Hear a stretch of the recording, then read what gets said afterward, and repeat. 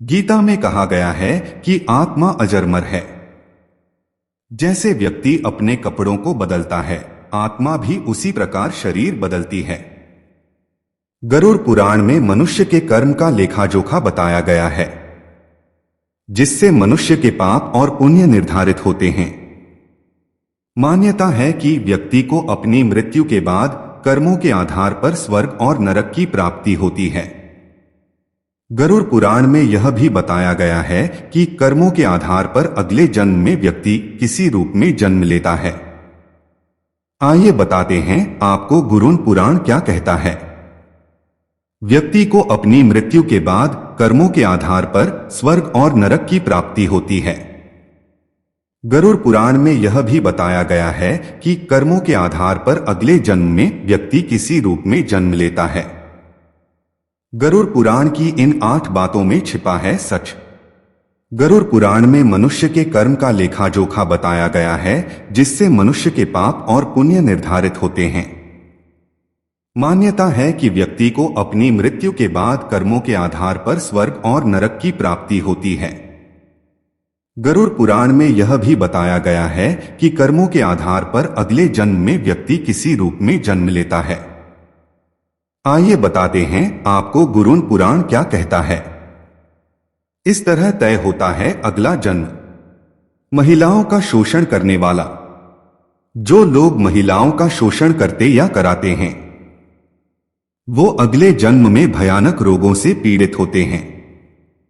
वहीं अप्राकृतिक रूप से संबंध बनाने वाला अगले जन्म में नपुंसक, गुरु पत्नी के साथ दुराचार करने वाला कुष्ठ रोगी होता है।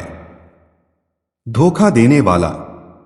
गरुड़ पुराण में बताया गया है कि जो मनुष्य छल, कपट और धोखा देते हैं, वो अगले जीवन में उल्लू बनते हैं। वहीं झूठी गवाही देने वाला दूसरे जन्म में अंधा पैदा होता है। हिंसा करने वाला।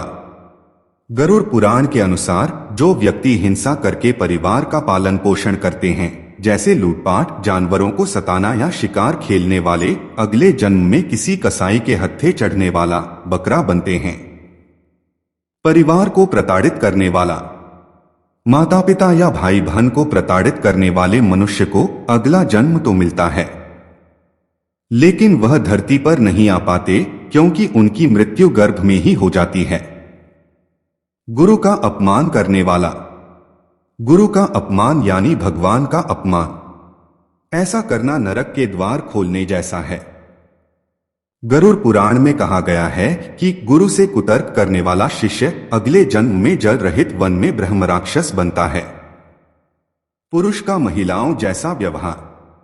यदि कोई पुरुष महिलाओं वाला आचरण करता है, स्वभाव में महिलाओं वाली आदतें ले आता है, तो ऐसे पुरुषों को अगले जन्म में स्त्री का रूप मिलता है। मृत्यु के समय भगवान का नाम। अगर कोई मृत्यु के समय भगवान का नाम लेता है तो वो मुक्ति के मार्ग पर अग्रसर हो जाता है।